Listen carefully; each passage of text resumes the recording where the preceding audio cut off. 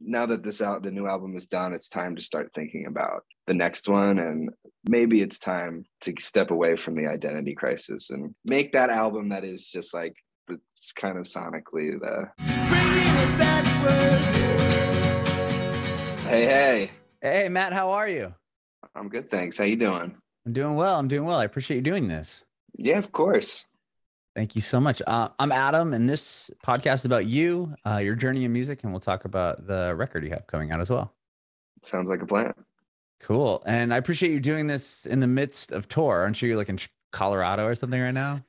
We just rolled into Broomfield right outside of Denver. We're playing the First Bank Center tonight. It's gonna be fun. Wow, how's the tour going? Exhausted? It's been great, man. I made it, get back into the swing of things after being off for so long. But it's like, it's 3 weeks, and then we get like a 3-week break, and then it's 3 more weeks in Europe. So very cool. End of 2019, I did like an 8-week straight run, and that starts to weigh on you a little bit. Oh yeah, wow. Were you able to wrap that tour up before COVID hit? Yeah, we just December of 2019.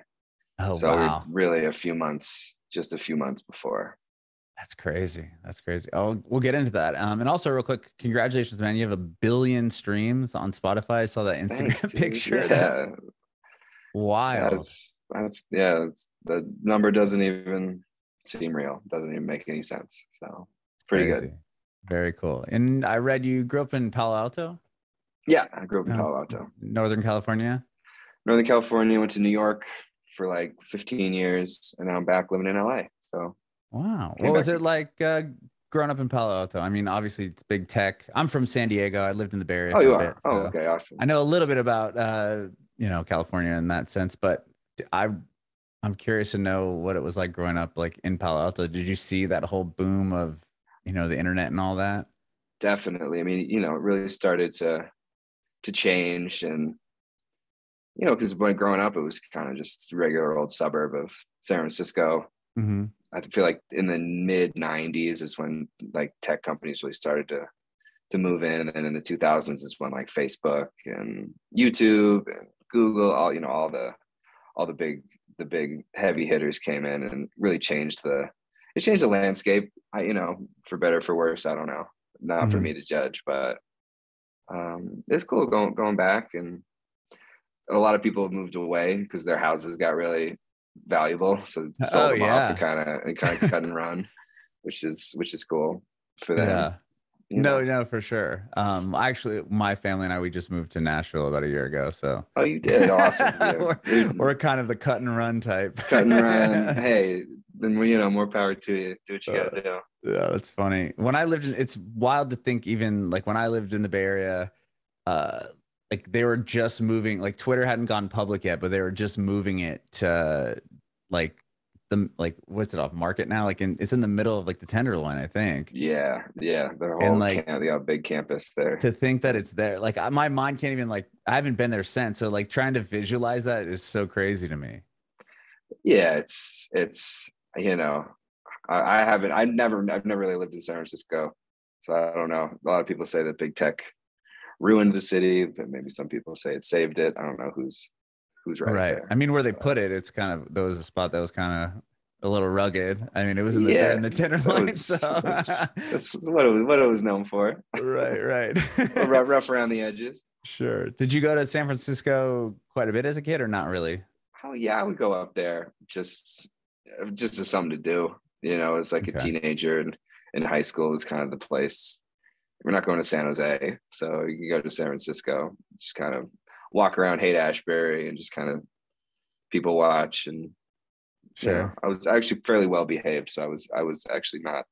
I wasn't up to no good. We were just hanging around, just loitering, I guess. Sure.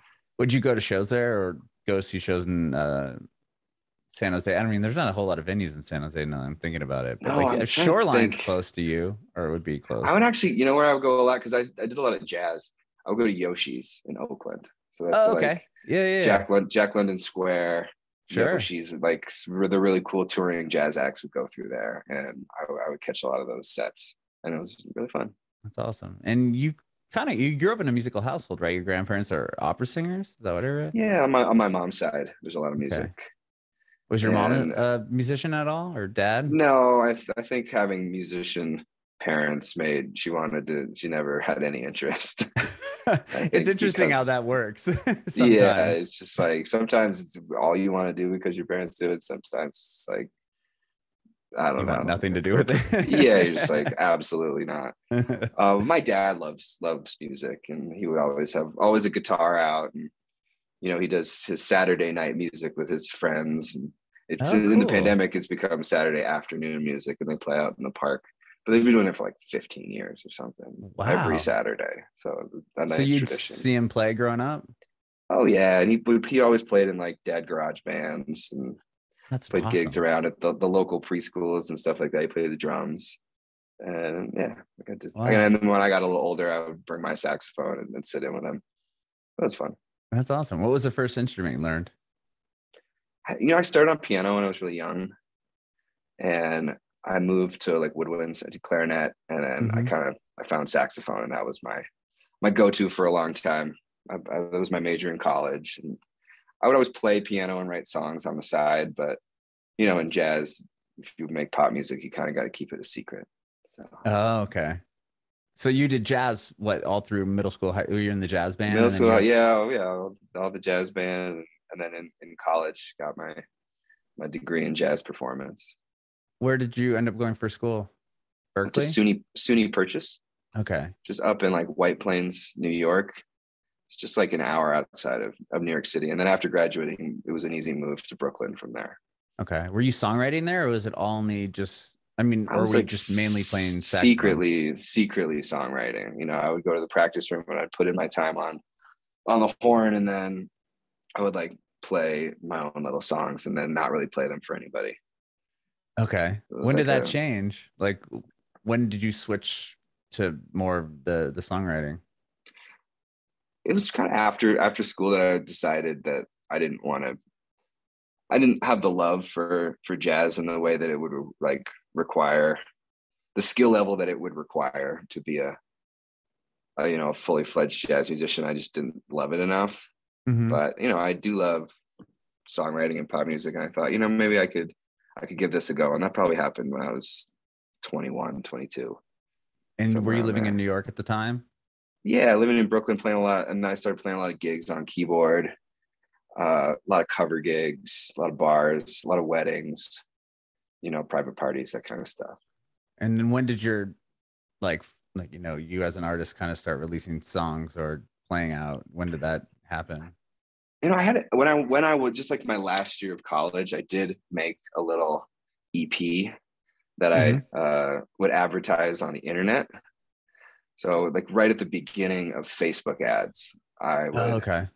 I would make those ads that say like, "Are you a fan of John Mayer? Like, check this guy out. Who's not John Mayer. Like, you Okay. a fan of Jason Mraz? Like, well, maybe you like me." And no one else was really doing it, so it was really cheap. I would spend about $1 a day, and I think Hmm. by I ended up having like 10,000 Facebook fans. Wow. I learned very quickly that internet fans do not necessarily equal real life people that will come to your show by touring and having zero people show up a lot of the time. Okay. But there was one woman who clicked on an ad in the Netherlands, and when I released my first full length album, she's a writer on a TV show in the Netherlands, and she placed one of my songs onto that TV show, and it was like overnight became this kind of viral hit over there, and that was 2013. Really? Yeah, and you can trace it back to one of those $1 a day ads. That's crazy. That, So did she that like email you or something and say, "Hey, we want to use your song?" And then you're like, "Yeah, sure, why not?" it's funny, the rules with licensing in Europe, they don't have to ask. They can just put your song in a show. There's a blanket license agreement. So I woke up one day and I had like a message from Sony Music Netherlands in my inbox, and I had a song that was charting on iTunes over in the Netherlands. And I was like, "What is going on?" And then finally, some people started sending me the clip of the show, and it was pretty special. It was cool. That is, Really, that's yeah. that's wild. You've had I mean, a massive success overseas. And when you saw that, was that just like kind of a trip? Like, okay, like this song's doing really well. Do you then go, I need to go to the Netherlands and start doing shows there because this thing is working?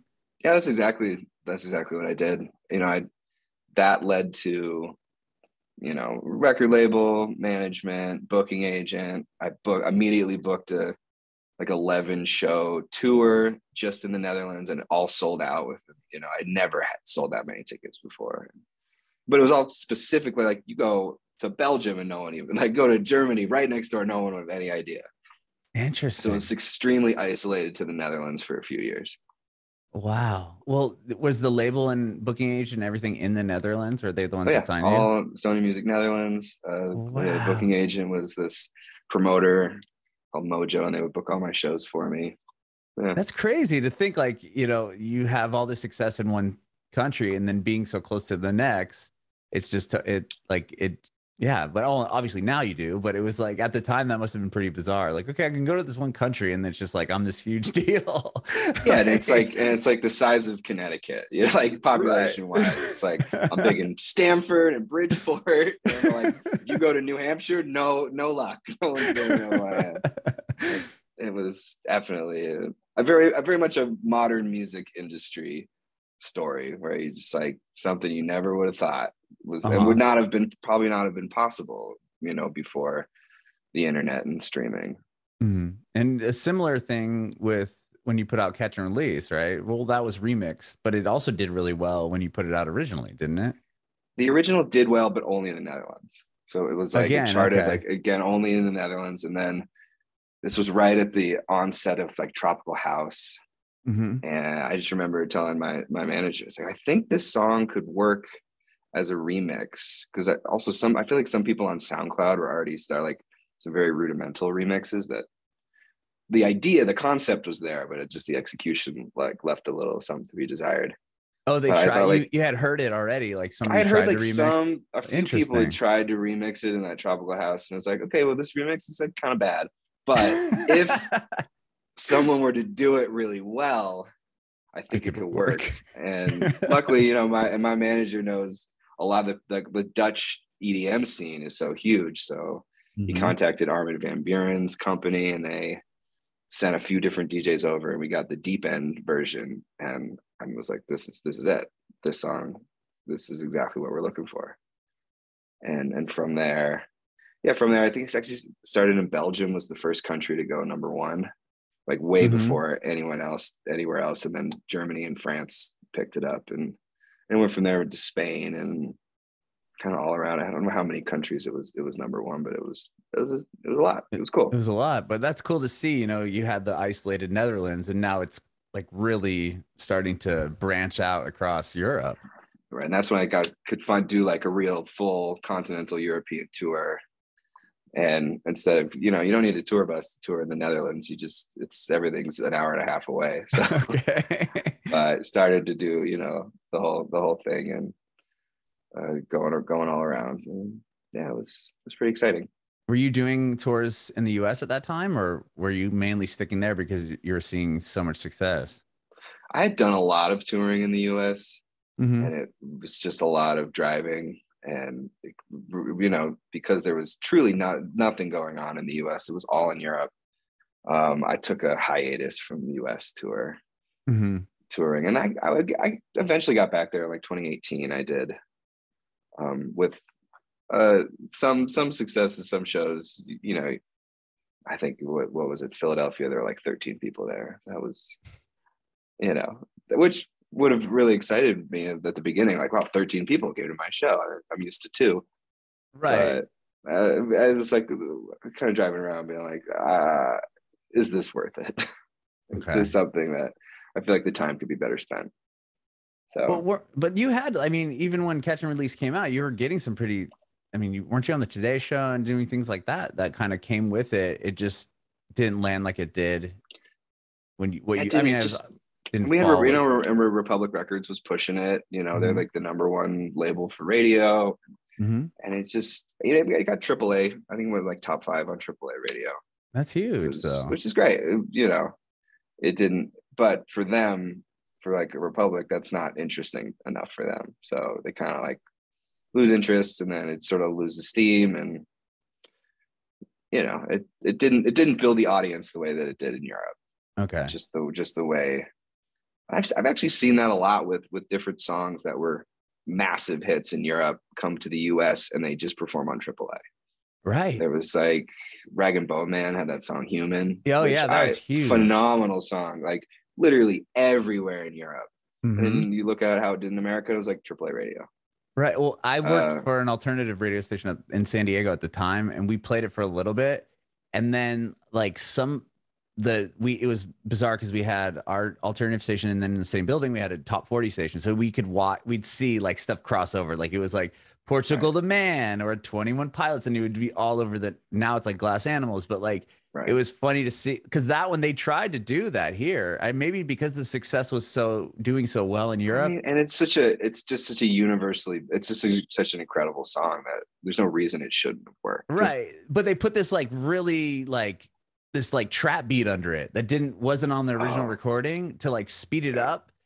And I was just like, what the heck? Because I remember going to the next studio over and being like, what the hell you like, did you do like a remix of this? And the guy on the air was like, no, like this is the song what are you talking about? I'm like, no, it's not. Like go Like, to this cart number in our computer and play the real one. And he's like, right, they oh tried to wow, like crazy. try to fix something, try to fix something that wasn't broken. Right, exactly. It was just it was very interesting how that all like kind of happened. I think it's a classic tale. Like also, I mean, I feel like the U.S. needs. It's hard to like. What is that song? Is it alternative? Is it kind of not R&B? Is it like you can't. You need to have like clearly defined like this is a country song. This is a singer songwriter song, and I kind of feel like that's what happened with Catch and Release. It's like is it singer songwriter or is it dance music? Like they Hmm. want their dance music to be like full Avicii, like that needs to be Right. the day. Like what is this kind of like mellow dance? Like there's no room for that. But Right. in Europe it's just like we like this song so we play the song. Sure, sure. Here it has to be very like in a box. Like, Yeah, okay, we know this song will go onto AAA radio and people will play it. Like if right. it's got a, yeah, it's really interesting. That's fascinating to see that massive success you have there and like being able to go over there and tour. Like, had you ever been to Europe at that point, or were you? I'd done some DIY. Like we did a lot. I did a lot of DIY touring. Actually, my buddy Chris Ayer, who's on this, he's playing guitar with me on this tour Oh, awesome. we're doing now. And we started about like a decade ago, and we would literally look at like, okay, what cities on Facebook have the most fans, and then like let's try and book a tour around that. And we would go, and we did do a lot of stuff in the UK, and we made it to Amsterdam. I did like two separate trips. We played two shows in Amsterdam that were just like one was in a restaurant and the other one was on a boat. It's like it's called the Tricky Theater, and it was on a boat in Amsterdam. And they were great shows. We would have like 150 people turned up, which was That's awesome. certainly of our DIY shows. That's as good as it got. That's as good as it got. Like you're not Hmm. gonna.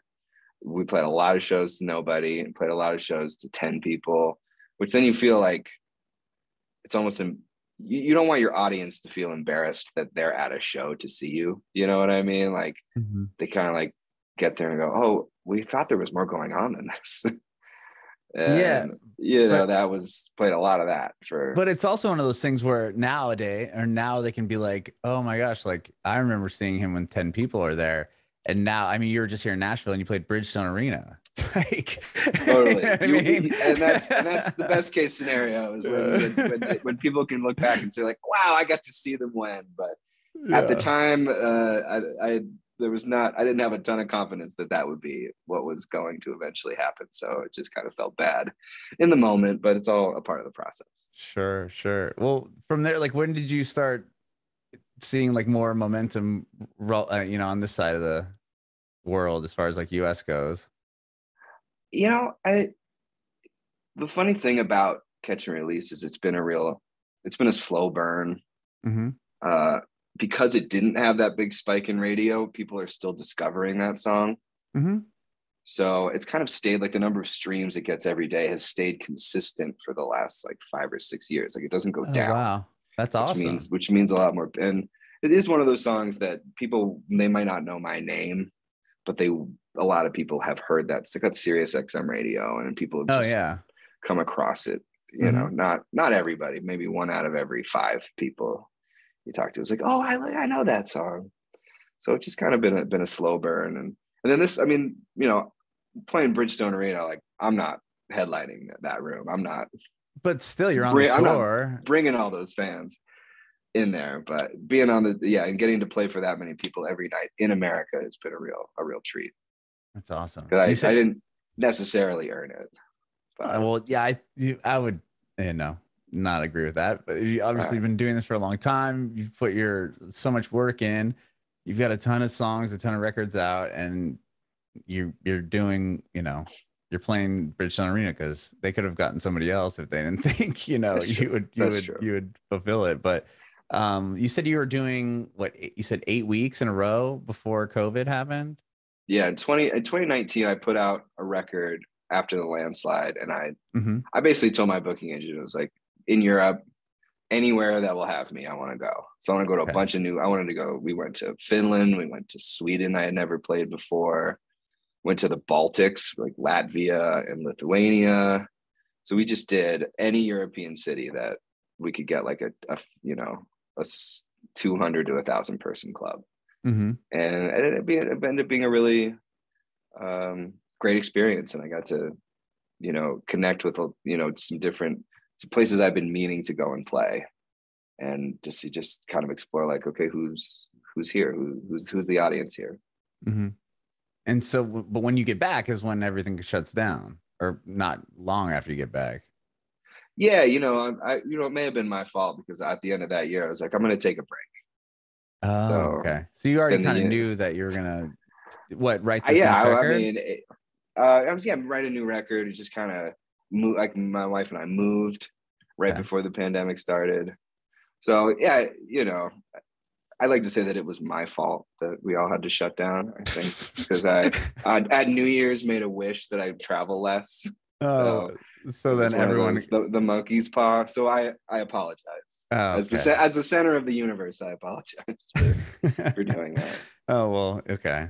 That's pretty funny. But when you're now, okay, you wanted a break, then it's now this pandemic's happening. I can't leave the house. Are you uninspired at this point? When do you start working on this record that's coming out and what next Well, month?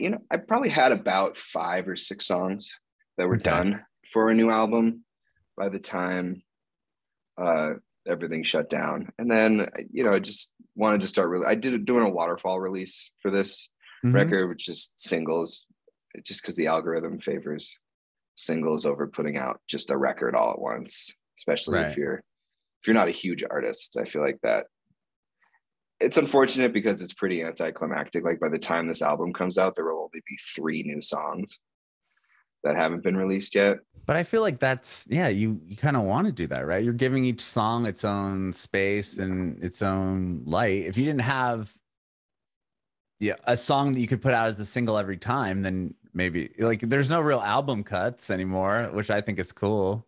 It's just it's changed. It's just changing. I like thinking about. I mean, I feel like artists enjoy thinking about like an album as this is a phase of my life. And if you just Sure. have singles that are rolling all the time, it's tough to make one like coherent statement. I see what you're saying. So, but But in, this is how we chose to do it this time, and I think but in that it's going. same, like, what I'm wondering, like, do you feel, I guess it wouldn't matter. Like, do you feel like doing it that way, are you looking at each song as a potential single when you're writing and putting out, or is it just like this is a great song, it's going to make the record, and we'll put it out when it feels right? Yeah, it's interesting. I feel like I've always made records that way, Mm-hmm. whereas I like to treat each song like it's a single, so that maybe the album, instead of reading like with one sound or one producer, it's got a whole lot of different producers, almost like it plays like a playlist. Mm-hmm. And the thing that is consistent would be my voice and my writing, but the production is always kind of all over the place, which is why I called this album Identity Crisis. Okay. I feel like I do get asked that question. It's like, okay, describe your music in 3 words. And I think an identity crisis is those are the 3 words that I use Okay. to describe it.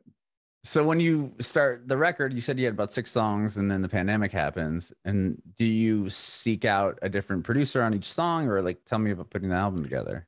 Usually it's, I do writing sessions, and Hmm. it's with a producer in the room, and a lot of times their demo will be really great. It'll be, so all we have to do then is just kind of turn that demo into an album ready song. But if I'm doing a lot of writing sessions with a lot of different producers, that's going to make a bunch of different songs that don't necessarily fit together sonically. Hmm. But if you can get one person to mix everything, then that can help Okay. that a lot. So definitely with this record, I've got 4 or 5 songs that were produced by a guy in Sweden. His name's Hampus Lindvall. I just love working with him. I found him on Spotify. I was listening to Benjamin Ingrosso's cover of All Night Long by Hmm. Lionel Richie, and it's just the production on it is just like so modern sounding, and I hadn't heard anything like it. I told my manager, I was like, I want to work with this producer for the next record. Wow. And then you guys just reached out to him and Yeah, we just ended up, reached out to him, and then he ended up doing probably about half the songs on this album. And was that then like a Zoom thing? Like, cause it was COVID, or did you actually get a chance to go out there and work with you him know, or fly him here? I ended the tour in in Stockholm, and he was in Stockholm. So the end of the 2019 tour, we did this really funny gig where it was on a boat, like a cruise ship, and we went from Turku in Finland to Stockholm. And it was a weird way to end the tour, but it was fun. But then in Stockholm, I got to stay a few extra days and meet up with Hampus, and we wrote 2 songs together that are on the album, and he helped produce a couple more. Wow. Okay. And when you were doing the rest of the record, was it done virtually at all or not? Yeah, a lot of it was done virtually. So How he was like that? the new song, he kind of nailed it. I think people work differently, but he's really good at just sitting down and fleshing out a concept. Like the song, in case you missed it, I wrote that with my buddy Chris, and it was just a guitar lick and a vocal, and then Hampus turned it into, and what he sent back the first run was like, this is done. Like, this sounds so great. Like, minor tweaks, but he's really an expert at just fleshing it out immediately. Hmm. Would you work that way again, or do you prefer in person? Uh, I I don't. It's gonna. Now that the new album is done, it's time to start thinking about the next one, and maybe it's time to step away from the identity crisis and kind of work with one producer, Okay. have one, make that album that is just like, it's kind of sonically not the same, but lives in the same world. Gotcha. Amazing. Well, I love the record so far, what I've heard of it, and congratulations. Like I said earlier, billion streams. Like Oh, that's just thank you, man. Thank you. unreal to think about that.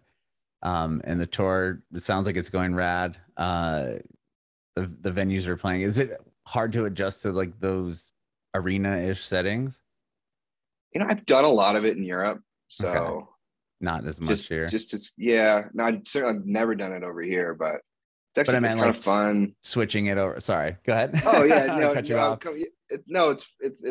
It's interesting, talking, because in Europe you never know how much English the audience really speaks. Like, it's not their first language. And you're in the Right. Netherlands, everyone speaks English, but there's always something that can be a little lost in translation when you're telling, the in between song banter. And so it's fun to Mhm. do that on a big scale in the US, because it's, they're Americans. Like, you can speak just, just like the way that German people probably want to, when they go travel around Europe, it's a lot easier when they're in Germany Right, to right, connect with right. an audience. So it's fun for me. That's awesome. Well, again, congratulations. The record's coming out next month. And thank you so much for taking time away from, being busy and touring and everything else to chat with me. I really appreciate it. It was a great chat. Thank you. Yeah. I have one more quick question for you, Matt, before I let you go. I Sure. want to know if you have any advice for aspiring artists. It's a good question.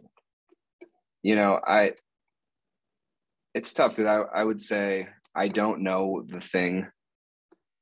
I mean, obviously, once you got to put in your thousands of hours of practice. You got to play a bunch of gigs, got to play a bunch of shows. But in terms of like marketing yourself, I would say find the thing that nobody's doing yet and do that. But that's tough to say what that is, and I wouldn't know.